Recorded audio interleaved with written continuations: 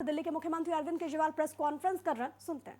जगन रेड्डी से ईडी क्या उगलवाने की कोशिश कर रही थी,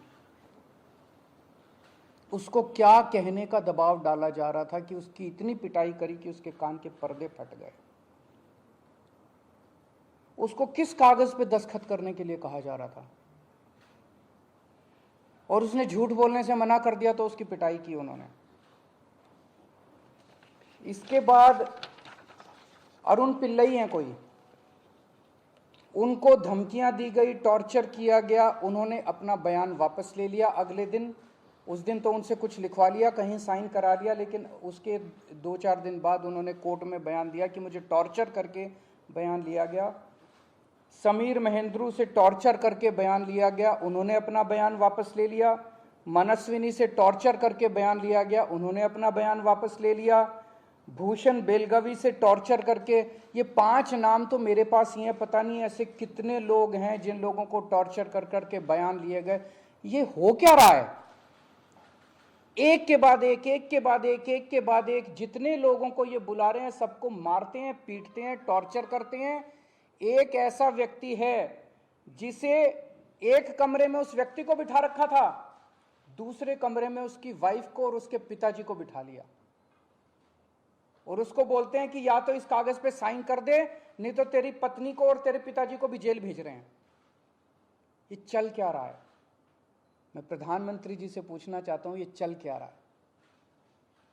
जहां कोई घोटाला नहीं हुआ वहां पे कोशिश की जा रही है जबरदस्ती करके, लोगों से जबरदस्ती करके, मार के, पीट के, धमकियां दे के बयान लिखवाने की। एक व्यक्ति है, उससे कहा गया कि कल देखते हैं तेरी बेटी, उसकी 2 जवान बेटियां हैं, कल देखते हैं तेरी बेटी कॉलेज कैसे पहुंचती है।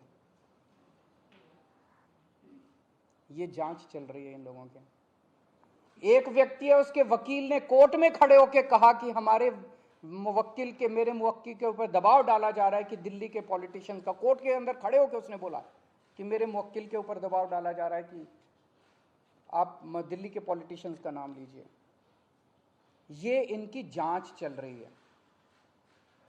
इस सारी जांच करने के बाद, 1 साल जांच करने के बाद, ये आरोप लगाते हैं कि 100 करोड़ रुपए की रिश्वत ली गई और दी गई। वो 100 करोड़ रुपया कहां है? एक नया पैसा कहां है? वो 100 करोड़ रुपया सब, इतनी 400 से ज्यादा रेड हो चुकी हैं।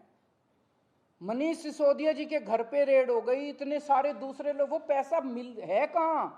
एक नया पैसा नहीं मिला 100 करोड़ रुपए का, ना कोई ज्वेलरी मिली, ना कोई मनीष जी के घर पे गद्दे भी फाड़ दिए इन्होंने, उनके गांव भी हुआ है, उनके बैंक लॉकर भी छान मारे, कुछ नहीं मिला 100 करोड़ में से। फिर आरोप लगाया कि 100 करोड़ रुपया गोवा के चुनाव में इस्तेमाल हुआ है। जी, गोवा के हमारे जितने वेंडर्स थे जिनसे हमने काम कराया था, सारे वेंडर्स पे रेड मार चुके हैं लोग। सारे वेंडर्स को इन गिरफ्तार कर करके स्टेटमेंट ले चुके, वहां कुछ नहीं मिला, सारी पेमेंट चेक से हुई है हमारी। सारा हिसाब किताब इलेक्शन कमीशन को दिया हुआ, वहां भी कुछ नहीं मिला। गोवा चुनाव के अंदर इनको धेला नहीं मिला, तो पैसा गया कहां? अगर रिश्वत ली तो पैसा गया कहां?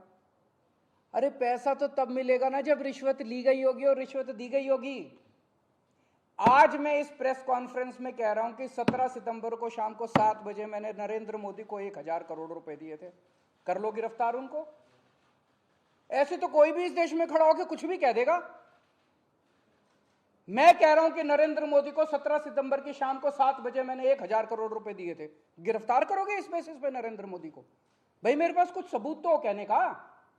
कोई तो मैं कहूंगा भाई मेरे पास ये सबूत है, मैंने दिए थे। ऐसे ही कोई कुछ भी खड़ा होकर कह देगा और गिरफ्तार कर लोगे। 100 करोड़ रुपए दिए, 100 करोड़ रुपए दिए गोवा चुनाव। अरे कहां है सबूत? कोई सबूत नहीं है। ये पॉलिसी इतनी शानदार पॉलिसी थी, ट्रांसपेरेंट पॉलिसी थी, जो भ्रष्टाचार खत्म कर देती पूरे के पूरे शराब सेक्टर में। ये इस बात से साबित होता है कि ये पॉलिसी जब पंजाब में लागू की गई, पूरी कॉपी पेस्ट पॉलिसी है, जब पंजाब में लागू की गई तो इस पॉलिसी से 50% रेवेन्यू 1 साल के अंदर बढ़ गया। 50% रेवेन्यू दिल्ली के अंदर इन्होंने लागू नहीं की, करने दी, पंजाब के अंदर इनकी चली नहीं, क्योंकि पंजाब एक फुल स्टेट है। तो मैं मोदी जी को कहना चाहता हूं, मोदी जी, अगर केजरीवाल भ्रष्टाचारी है तो फिर इस दुनिया के अंदर कोई ईमानदार नहीं है। मुद्दा भ्रष्टाचार है ही नहीं, मुद्दा भ्रष्टाचार की जांच है ही नहीं, मुद्दा शराब घोटाला है ही नहीं। ऐसा शख्स, देश का प्रधानमंत्री जो सर से लेकर पैर तक भ्रष्टाचार के अंदर डूबा हुआ है, उसके लिए भ्रष्टाचार मुद्दा कैसे हो सकता है? पिछले मार्च के आखिरी हफ्ते के अंदर मैंने इतने सारे असेंबली के अंदर इतने सारे गिनाए थे भ्रष्टाचार जो इन्होंने किए हैं, इतने भ्रष्टाचार गिनाए थे। इन्होंने तो मेरे को तभी कह दिया था उस दिन, जिस दिन असेंबली में मैंने स्पीच दी थी, शाम को संजय सिंह का मैसेज आया कि अरविंद जी अब अगला नंबर आपका है। कल सत्यपाल मलिक जी ने एक इंटरव्यू दिया, मैं वो सुन रहा था। सत्यपाल मलिक जी ने कहा मोदी जी को भ्रष्टाचार से कोई परहेज नहीं है,